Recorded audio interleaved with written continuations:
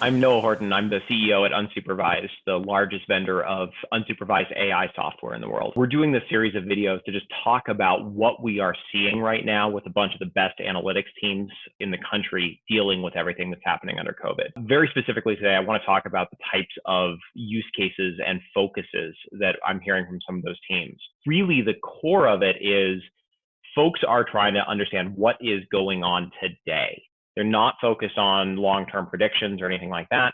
They're really focusing in on exactly what's happening in my business today so that I can react faster and so that I can potentially make some predictions about just a few days from now, not trying to look months out. And really the place where this is manifesting the most is anything that is being driven by human behavior. So people are typically thinking in terms of customers a lot, but it's broader than that. It's any time that we're talking about human behavior. So let me just give you a few examples of this based on conversations I've been having in just the last few hours. So retail. So clearly understanding consumer behavior there is critical. And some of the trends that are happening are ones we can all guess very easily. Obviously, a lot of buying is shifting away from in-store into online. But the stuff that the teams are really trying to understand there is it's not just uniformly the same sales that were happening previously in store are happening online. Some of the sales are going away altogether. They're not moving anywhere, they're just stopping. Some of them are moving online, and then some of them are still staying in store. And whether they're staying in store at all of the stores or just at the stores where there is curbside pickup and differences like that is driving a lot of this. And the differences in what is happening amongst those are really being driven by a bunch of facets of the transactions.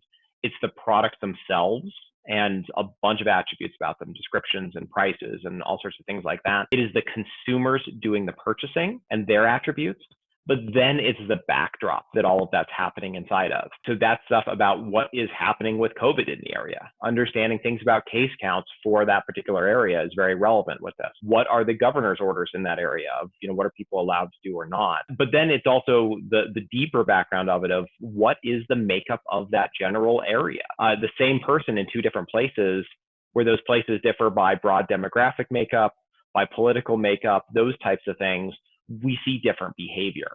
So a lot of teams are really trying to dig into that and understand how all of that nuance is affecting behavior of those consumers. And once they're armed with that, they suddenly have an advantage over their competition. They can better serve that demand now that they understand it at a deeper level than their consumers.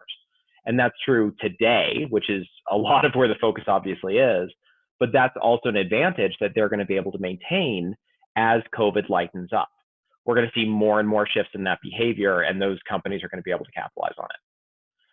Now, another good example of where we see this is and similar, but there's a lot of businesses where nobody actually knows what the real impact is going to be longer term. And so what we are seeing right now behaviorally there among small businesses is human behavior again, more than anything else, sentiment and things like that. So what we're doing in a lot of those organizations is we're pulling in a lot of that same backdrop information, understanding the context in which these businesses are operating in terms of COVID and governor's orders and such. And then we're bringing in all the nuance about the businesses, what the makeup of those companies are in terms of size and types of workers and such, history that those companies have with the businesses, types of products and services that they've been buying.